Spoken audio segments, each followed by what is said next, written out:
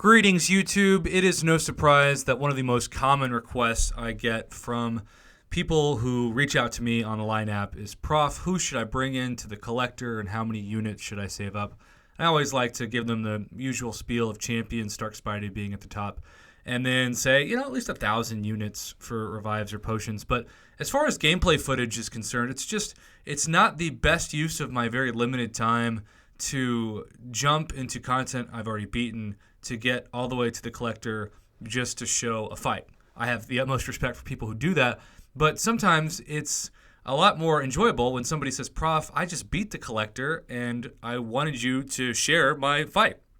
Then they got something out of it in the first place, and I didn't have to grind all that energy and path just to get to the collector in the first place. If it was like the old Thanos boss was in the epic difficulty once upon a time where you just automatically went up to him, it'd be one thing, but it is certainly not the case. So what we're about to do is watch this amazing fight from Mr. Dracary himself, and I gotta say that before we start, the only thing about this fight that you should know in terms of importance is that the synergy with Sabretooth is active, but there are no boosts active with Omega Red. Now, I get that it's really, really, really tough to pull Omega Red, and even tougher to, depending on your alliance's stance on Alliance War, jump in to content with full suicides on. But at the same time, it's just nice to know that the man is a beast, especially against the Collector.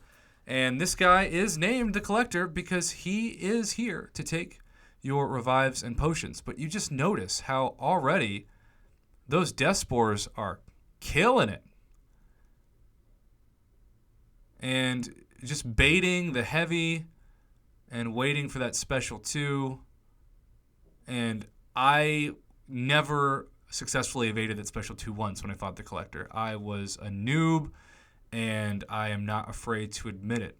But to stay this close to the Collector, mainly bait heavies, get to a special 3, fire off the special 3, and right now be in no danger of having to use a revive or even potions to get the Collector down to about Assassin's health range. He's almost at, 18%, but just over 20. It's a beautiful thing. And notice that he's not relying on one heavy to land until the fight is over. And that's really, really impressive. And so there you go. Omega Red doesn't just one-shot the Collector. I don't normally cuss on my channel, but I think it's appropriate. He straight up bitch slaps the Collector. And he did so to get that 100% explored. So again, he got the rewards fresh off and was able to have this be, I guess, what finished off the entire Act 5 for him, perhaps? Because I do not think the rewards otherwise, exploration-wise, for that particular chapter of Act 5 were anywhere close to what popped up on screen. So there you have it. Omega Red.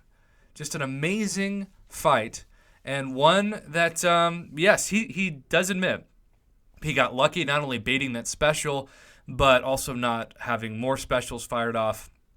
But hey, it's hard to think of a fight that does better than this one, particularly when you end up with over 70% health at the end of the fight. I get having a 565 5-star champion to fight the Collector is very unrealistic. Quite a few people tell me all the time that they become uncollected with nothing but rank 4 4-stars. But at the same time, it's nice to know that this is possible, particularly without the benefit of boosts. Thanks for watching, and thanks again to this awesome summoner for providing this video for the community.